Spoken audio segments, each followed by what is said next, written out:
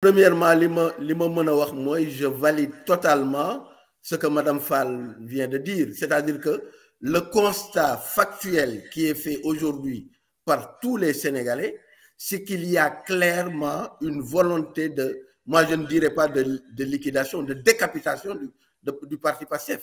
C'est clair et net.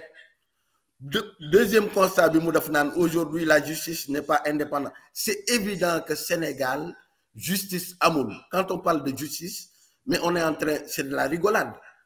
Quand on disait que Macky Sall disait qu'il n'y avait pas de détenus politiques, mais il est totalement déconnecté.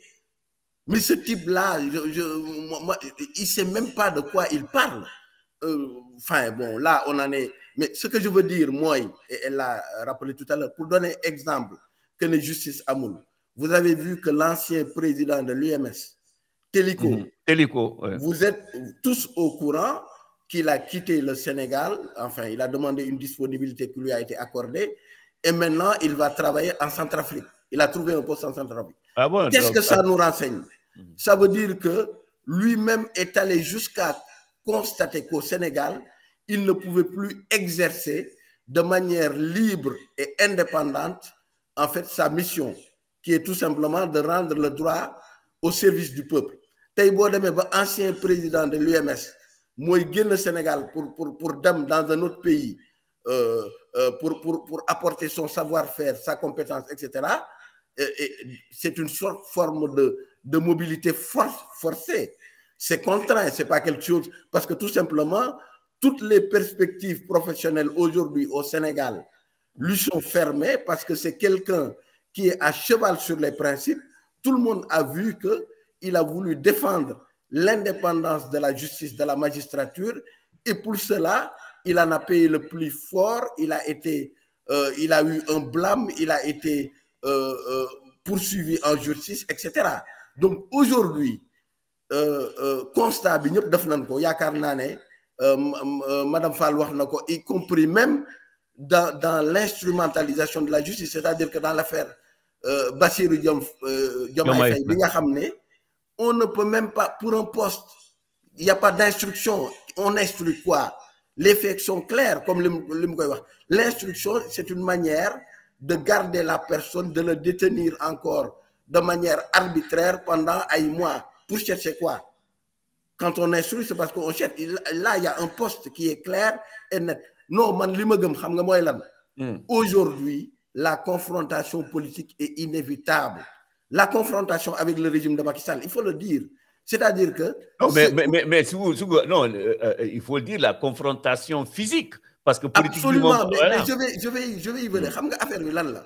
Bu ñuy nekk di raay mbir yi, di wax ay Sénégal dëkk jàmm la, ay affaire, gis nga ce discours hypocrite, je suis pas dans... Man, tout le monde me connaît, je suis très à cheval sur tout ce qui est justice, droit, etc. Le fait qu'aujourd'hui, état de droit amul Sénégal. Donc, kuy tok di yaakaar ne que Sonko va bénéficier d'un procès équitable, libre, transparent, yaa ngi nax sa bopp. Bu ñu nax suñu bopp. Aujourd'hui, on a bien vu que Sonko, mais par exemple... que faire dans ce cas? Parce que ak nu munti mel, pour mu mën a seetal boppam, je m'explique, les deux dossiers sont vides. Prodac ñëpp xam na ne Mame Mbaye Niang dafa sàcc. Mais on le sait, c'est clair.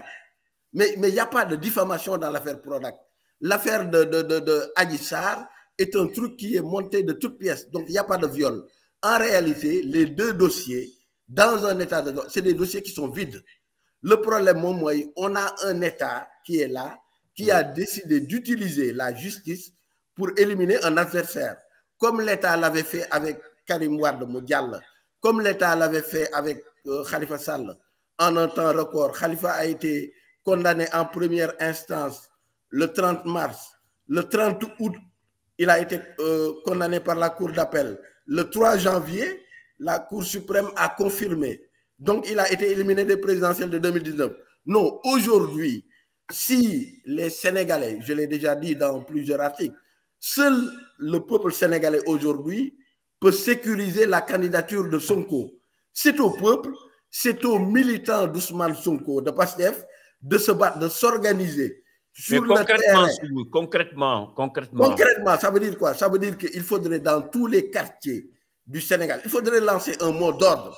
Le mot d'ordre, c'est que il faudrait, pour défendre, le droit à la résistance, elle est ancrée dans la Constitution. C'est-à-dire que le droit à la résistance, c'est quelque chose ça figure dans le préambule de la Constitution. Hein. On ne peut pas violer les droits élémentaires d'un peuple. Le droit de choisir ses représentants, c'est un droit sacré, un droit fondamental.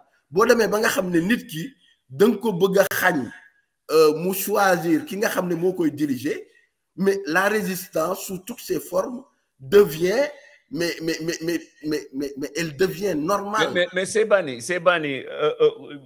ñu bëri du yow rek yaa koy wax, mais ñu bëri nee nañu mun na am Sénégal moo dugg ci benn crise boo xam ni kenn xamul issue bi te Macky Sall même pourrait perdre son pouvoir. Am na ñoo xam ne dañ koy wax. Est-ce que yow tu partages cette idée? Mais absolument. Macky Sall en 2011 moom ci boppam candidat bi moo génn ne su Abdoulaye Wade présenté woo, il faut aller le déloger au palais.